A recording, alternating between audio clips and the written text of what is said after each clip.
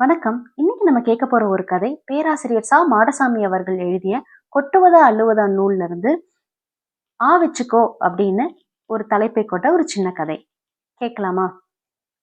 அன்னைக்கு ஞாயிற்றுக்கிழமை. வீடே டிவி பெட்டிக்குள்ளதான் சிக்கிட்டு இருந்துச்சு. தாத்தாவும் பாட்டியும் மட்டும் ஆஸ்பத்திரி போறதுக்காக கிளம்பிட்டு இருந்தாங்க. அவங்களுடைய வழக்கமான ஒரு செக்கப் தான். சர்க்கரை அளவும் கொழுப்பின் அளவும் பார்க்கக்கூடிய ஒரு செக்கப்காக தான் அவங்க கிளம்பிட்டு இருக்காங்க. இது 6 மாதத்துக்கு ஒரு தடவை போய் அவங்க சரி பார்த்துக்குவாங்க. ஏன்னா புது மாத்திரைகள் வாங்கவும் பழைய மாத்திரைகள் கழிக்கவும் இருக்கக்கூடிய ஒரு வழக்கமான ஒரு சடங்கு தான். அப்படி கிளம்பிட்டு இருக்கும் பொழுது மணிமேகல் ஓடி வந்து, பாட்டி பாட்டி தாத்தா தாத்தா நானும் இந்த தடவை ஹாஸ்பிட்டலுக்கு உங்களோட வரனே அப்படின்னு சொல்லி கெஞ்சுறான். தாத்தாக்கும் பாட்டிக்கும் பேரனை வேண்டான்னு சொல்ல மனசு இல்லை. ஏன்னா பேரன் கேட்டு எந்த தாத்தா பாட்டி வேண்டான்னு சொல்லியிருக்காங்க. அவங்க தாத்தா வந்து என்ன சொல்றாரு, கண்ணா நீ போய் உங்க அப்பாட்ட கேளு, அப்பா சரின்னு சொன்னா நான் உன்னை கூட்டிட்டு போறேன் அப்படிங்கிறாங்க. மணிமேகலும் ஓடி போய், அப்பா அப்பா நானும் தாத்தா பாட்டி கூட போறேன்ப்பா ஹாஸ்பிட்டலுக்கு ப்ளீஸ்ப்பா அப்படின்னு கெஞ்சுறான். மணிமேகலோட அப்பா அவங்க கிட்ட வந்து கேக்குறாங்க, ஏப்பா இவனை கூட்டிட்டு போனா உங்களுக்கு தொந்தரவா இருக்காதா அப்படின்னு. அப்போ மணிமேகலோட பாட்டி சொல்றாங்க, என்னப்பா தொந்தரவா இருக்க போகுது, நான் டாக்டரை பார்க்க போகும்போது அப்பா பாத்துக்குவாரு, அப்பா உள்ள போகும்போது நான் பாத்துக்க போறேன். மீறி குழந்தைக்கு பசிச்சுதுன்னு சொன்னுச்சுன்னா நான் பக்கத்திலேயே போய் ஏதாவது ஹோட்டல்ல வாங்கி கொடுத்துட போறேன். இதுல என்ன இருக்கு, அவனை கூட்டிட்டு போறேன்ப்பா அப்படின்னு சொல்லி அவனை கூட்டிட்டு கிளம்புறாங்க. மணிமேகலுக்கு ஒரே சந்தோஷம். தாத்தா பாட்டியோட ஹாஸ்பிட்டலுக்கு போறான். ஹாஸ்பிட்டல்ல ஞாயிற்றுக்கிழமையா இருந்ததுனால என்னவோ கூட்டமே இல்ல, சேர் எல்லாம் காலியா இருந்தது. காலியா இருந்த சேர் பக்கத்துல அப்பதான் 45 வயசு மதிக்கத்தக்க ஒரு பெண்ணும் ஒரு 50 வயது மதிக்கத்தக்க ஒரு ஆணும் வந்து உட்கார்றாங்க. இப்போ மணிமேகல் கிட்ட அந்த பெண் பேச ஆரம்பிக்கிறாங்க. கண்ணா உங்க பேர் என்ன அப்படின்னு பாட்டு பாடுற மாதிரி கேக்குறாங்க. ஆனா அந்த கேட்டுட்டு மணிமேகல் எதுவும் பேசாம உம்னு உட்கார்ந்துருக்கான். மறுபடியும் அந்த பெண் என்ன பண்றாங்க, அவங்க கையெடுத்து அழகா அவனோட குட்டி கையில பிடிச்சிட்டு அவங்க சொல்றாங்க, அண்ணா நீ உன் பேர் சொல்ல மாட்டியா, பரவாயில்ல நான் உன்னை ராஜானே கூப்பிட்டுக்கிறேன் போ அப்படின்னு சொல்லிட்டு பேசுறாங்க. இந்த இடத்துல ஆசிரியர் ரொம்ப அழகா ஒரு வரி போடுறாரு, பிரிவதில் இல்லை சாமர்த்தியம், இணைவதிலேயே இருக்கிறது அப்படின்னு. இப்போ இந்த பெண் அவன்கிட்ட பேச முயற்சி பண்ணிட்டு இருக்காங்க. இதுக்கிடையில பாட்டி கேக்குறாங்க, ஏம்மா நீ இந்த ஊர் தானாமா அப்படின்னு கேக்குறாங்க. அப்போ இந்த பெண் சிரிச்சுக்கிட்டே சொல்றா, நான் என்னோட இல்லைங்கம்மா என் ஊர் இது இல்ல, என் ஊரு கரியாப்பட்டி அப்படின்னு சொல்றாங்க. உன் பேர் என்னம்மா அப்படின்னு கேக்குறாங்க. அப்போ அந்த பெண் சொல்றா, என் ஊர் உங்களுக்கு புதுசா இருக்க மாதிரி என் பேரும் உங்களுக்கு புதுசா தான் இருக்கும், ஏன்னா இந்த பேரு எங்க ஊர் பக்கத்தை வைப்பாங்க அப்படின்னு சொல்றாங்க. என்னம்மா பேரு அப்படின்னா பேச்சி அப்படின்னு சொல்றாங்க. சொல்லிட்டு அந்த பொண்ணு அழகா சிரிக்கிறா.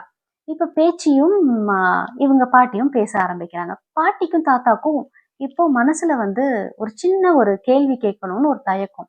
ஆனா அது எப்படி கேட்கறதுன்னு தெரியாம முழிச்சிட்டு இருக்காங்க. அதுக்குள்ள அந்த பெண்ணே பேச்சியே புரிஞ்சுக்கிட்டு, என்னுடைய முடி வந்து இல்லாததுக்கு காரணம், எனக்கு வந்து புற்றுநோய், மார்பக புற்றுநோய் இருந்துச்சு. அத ஆரம்ப கட்டத்திலே கண்டுபிடிச்சுட்டாங்க. டாக்டர்லாம் நீங்க வந்து இந்த மருந்தெல்லாம் மாத்திரையெல்லாம் எடுத்துக்கிட்டீங்கன்னா சீக்கிரம் சரியாயிரும்னு சொன்னாங்க அப்படின்னு சொல்றா. அது கேட்டது தாத்தா பாட்டிக்கு அதிர்ச்சி தான். இந்த சின்ன பொண்ணுக்கு இப்படியா அப்படிங்கிற மாதிரி ஒரு அதிர்ச்சி தான். ஆனா அந்த பொண்ணு சிரிக்கிற சிரிப்புல வந்து அவங்களுக்கு வந்து இந்த பொண்ணு சீக்கிரமா குணமாயிருவாங்கிற நம்பிக்கை அவங்களுக்கும் வந்துருச்சு. அந்த பொண்ணு அவ்வளோ அழகா சிரிச்சு சிரிச்சு பேசுறாங்க. அவளுடைய நம்பிக்கை பார்க்கும்போது இவங்களுக்கும் அந்த நம்பிக்கை பிறக்குது. இப்போ கொஞ்ச நேரம் ஆகுது. மணிமுகிலும் பேச்சியும் பயங்கரமான நண்பர்கள் ஆயிட்டாங்க. அந்த ஆஸ்பத்திரி சின்னதுதான். ஆனா அதை சுத்தி சுத்தி 2 பேரும் விளையாடுறதா இருக்கட்டும், மணிமுகில அவள அந்த மணிமுகில வேடிக்கை காமிக்கிறதா இருக்கட்டும் அப்படின்னு சொல்லிட்டு 2 பேரும் வந்து அவ்வளோ சந்தோஷமா அங்க விளையாண்டுட்டு இருக்காங்க. இதுக்கிடையில தாத்தாவும் பாட்டியும் அவங்க பார்க்க வேண்டிய மருத்துவரை பார்த்துட்டு வந்து அக்கடான்னு உட்கார்றாங்க. உட்காரும்போது இப்போ பேச்சியும் வந்து பக்கத்துல உட்கார்ந்துட்டு குழந்தைகிட்ட கேக்குறா, நம்ம சாப்பிடலாமா அப்படின்னு கேக்குறா. மணிமேகலும் சரி அப்படின்னு சொல்லுது. குழந்தை சரின்னு சொல்றான். சொன்ன உடனே அழகா அந்த டிஃபன் பாக்ஸை திறந்து தான் கொண்டு வந்திருந்த தயிர் சாதத்தை குழந்தைக்கு ஊட்டுறதுக்கு அவ எடுக்கிறா. கையை கொண்டு போகும்போது, எங்க வச்சுக்கோ அப்படின்னு சொன்ன உடனே அவ்வளோ அழகா குழந்தை வாயை திறந்து வாங்கிக்குது. இப்படியே ஒவ்வொரு வாயும் வச்சுக்கோ வச்சுக்கோன்னு சொல்ல சொல்ல அழகா திறந்து திறந்து வாயை திறந்து அந்த குழந்தை சாப்பிடுது. தாத்தாக்கும் பாட்டிக்கும் அதிர்ச்சி. வீட்டையே சுத்தி சுத்தி வந்து ஊட்டினாலும் சாப்பிடாத குழந்தை உட்கார்ந்த இடத்துல வச்சுக்கோ அப்படின்னு சொன்னதும் சாப்பிடுதே, இது எப்படி அப்படின்னு சொல்லிட்டு அவங்களுக்கு அதிர்ச்சியா தான் இருந்தது. நிறைய நேரம் அப்படியே போகுது. இப்போ 3 மணி ஆயிடுச்சு. மருத்துவரை பார்த்தாச்சு, எல்லாம் வாங்கிட்டாங்க. வாங்கிட்டு கிளம்பணும்னு தயாராகுறாங்க. தயாராகும்போது பேச்சு என்ன பண்றா, குழந்தைய வாரி அணைச்சு எடுத்துக்கிட்டு, "செல்லம் போயிட்டு வாங்க செல்லம்" அப்படின்னு சொல்லிட்டு அவ்வளோ வாஞ்சையா அந்த குழந்தைய கட்டி அணைச்சு முத்தம் கொடுத்து அனுப்புறா. வீட்டுக்கு வந்துட்டாங்க. வீட்டுக்கு வந்த உடனே தாத்தாக்கும் பாட்டியும் அசதியில இருந்துட்டாங்க. குழந்தையும் என்னமோ தெரியல, சுறுசுறுப்பா விளையாடவும் இல்ல. ஒரு மாதிரி எப்போதும் இருக்க துருதுருப்பே இல்லாம அமைதியா இருந்தான். 7 மணி ஆகுது. பாட்டி சாப்பாடு போட்டு குழந்தைக்கு ஊட்டணும்னு சொல்லிட்டு எடுத்துட்டு போறாங்க.